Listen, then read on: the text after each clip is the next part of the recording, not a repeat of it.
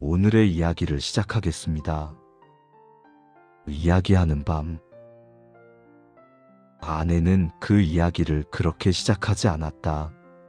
사고 싶다거나 필요하다는 말은 끝까지 하지 않았다. 말을 꺼내기 전부터 이미 조심스러웠고, 그 조심스러움은 말보다 먼저 표정에 묻어 있었다. 저녁을 먹고 설거지를 하던 중이었는데, 물이 흐르는 소리 사이로 아내의 움직임이 잠깐 느려졌다. 접시를 들고 있던 손이 멈췄다가 다시 움직였다. 말이 나올 타이밍을 고르는 것처럼 보였다. 여보, 오늘 백화점에서 옷 하나 봤는데. 아내는 그 말을 꺼내고도 바로 이어서 말하지 않았다. 물을 다시 틀고 접시를 한 번 더 헹군 다음에야 입을 열었다. 그 사이에 나는 아무 말도 하지 않았다. 말을 꺼내는 쪽도 듣는 쪽도 둘 다 조심스러웠다. 생각보다 괜찮더라. 괜찮다는 말은 아내가 자주 쓰는 표현이었다. 좋다거나 예쁘다거나 갖고 싶다는 말 대신 항상 그 정도에서 멈췄다. 그날도 마찬가지였다. 가격 이야기는 나오지 않았고, 대신 세일이 언제까지인지, 요즘은 다들 이런 스타일을 입는다는 말만 덧붙였다. 말끝은 늘 조금씩 흐려졌고, 말을 마치고 나면 꼭 잠깐의 공백이 생겼다. 내 반응을 기다리는 시간이었다. 아내는 그 짧은 시간 동안 내 얼굴을 힐끔 보고 다시 싱크대로 시선을 돌렸다. 그 말은 그날로 끝나지 않았다. 며칠 뒤에도 비슷한 말이 나왔다.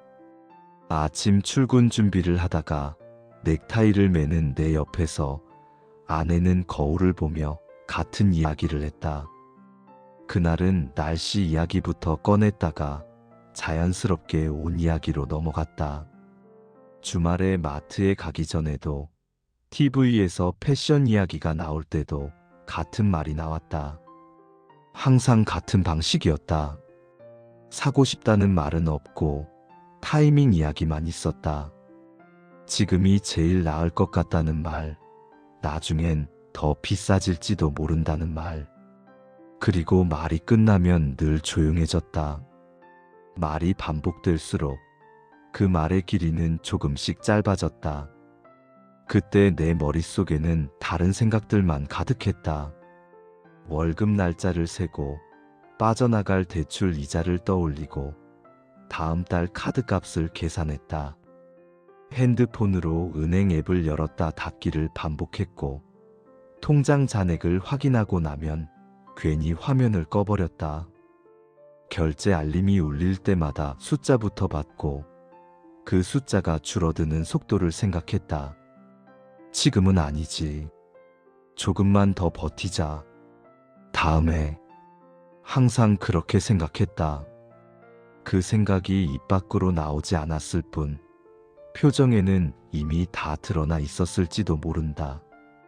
아이러니하게도 그 생각을 나만 하는 건 아니었다. 아내도 늘 같은 방식으로 살았다. 자기 옷은 늘 밀었고, 계절이 바뀌어도 옷장을 새로 채우는 일은 거의 없었다. 몇 년째 같은 외투를 입고 다녔고, 그 외투가 낡아 보인다는 말을 들으면 그냥 웃고 넘겼다. 월급이 들어오면 제일 먼저 적금부터 넣었고, 생활비를 쪼개 쓰는 것도 아내였다. 괜히 쓰는 돈을 제일 싫어하는 것도 아내였다. 그걸 나는 알고 있었다. 알고 있었는데 그 순간에는 그 사실이 떠오르지 않았다. 눈앞에 숫자들만 보였다. 아내의 말이 몇 번 겹치자 결국 감정이 먼저 튀어나왔다. 논리도 아니고 설명도 아니었다. 그냥 쌓여있던 말이 그대로 나왔다. 지금 우리가 백화점 옷 살 때야? 지금 그게 우선이야? 말이 끝나자 집안이 조용해졌다. 아내는 아무 말도 하지 않았다. 다시 설명하지도 않았고 변명도 없었다. 그저 입을 다물었다. 설거지는 끝까지 마쳤고 물을 잠그는 소리만 들렸다. TV를 켰지만 화면은 보이지 않았다. 같은 소파에 앉아 있었지만 서로의 거리는 분명히 달라져 있었다. 그날 밤 나는 먼저 방으로 들어와 버렸다. 불을 끄고 누웠는데 아내 얼굴이 계속 떠올랐다. 화는 내가 냈는데 마음이 불편한 건 나였다. 방금 했던 말이 머릿속에서 몇 번이나 반복됐고 표현을 바꿔서 다시 말해보기도 했다. 그때 왜 그렇게 말했을까? 조금만 다르게 말했어도 됐을 텐데. 말을 꺼내려다 삼켰고 사과를 하려다 타이밍을 놓쳤다. 잠들었다가도 깨고 다시 생각하다가 또 잠들었다. 그렇게 밤이 지나갔다. 다음 날도 그 다음 날도 아내는 평소와 같았다. 아무 일 없다는 듯 아침상을 차리고 출근 준비를 했다. 말수는 조금 줄었지만 특별히 달라진 건 없어 보였다. 온 이야기는 다시 나오지 않았다. 나는 그걸 괜찮아졌다는 신호로 받아들였다. 이제 마음을 접었겠거니 했다. 그게 내 착각이라는 걸 그때는 몰랐다. 며칠 뒤 저녁 결국 내가 먼저 말을 꺼냈다. 무심한 척했지만 사실은 여러 번 마음속에서 고쳐 말한 문장이었다. 정, 그렇게 마음에 들면 그냥 사. 한 벌쯤은 괜찮잖아. 아내는 고개를 들지 않은 채 짧게 말했다. 알겠어. 그 말에는 기쁨도 들뜸도 없었다. 그냥 거기서 끝이었다. 나는 그 의미를 깊게 생각하지 않았다. 마음이 풀렸다고 착각했다. 그리고 며칠이 더 지났다. 아내는 평소보다 조금 늦게 들어오는 날이 있었고 집 한쪽에 쇼핑백이 놓여 있는 날도 있었다. 나는 그 쇼핑백을 몇 번이나 스쳐 지나갔지만 물어보지 않았다. 괜히 묻는 게 더 어색할 것 같았고 이미 허락했으니 상관없다고 생각했다. 아내는 먼저 말하지 않았다. 어느 날 퇴근해서 집에 들어오자 아내가 현관 앞에서 나를 불렀다. 여보, 잠깐 들어와 봐. 아내는 내 외투를 벗겨주고 방으로 데려갔다. 쇼핑백에서 옷을 하나 꺼냈다. 사이즈를 묻지도 않았고 설명도 없었다. 그냥 내 팔을 잡고 소매를 끼워줬다. 단추를 하나씩 잠그고 어깨를 한번 눌러보고 거울 앞에서 한 발짝 물러섰다. 어깨, 길이, 색 이상할 정도로 정확했다. 어때? 잘 맞지? 그 순간 그동안의 대화들이 한꺼번에 떠올랐다. 백화점 이야기, 세일 이야기, 말끝을 흐리던 목소리.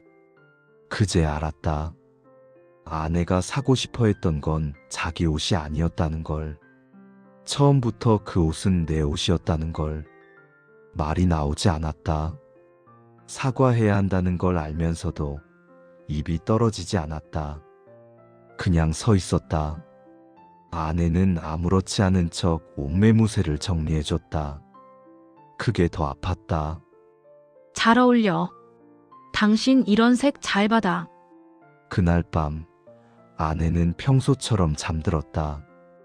나는 잠들지 못했다.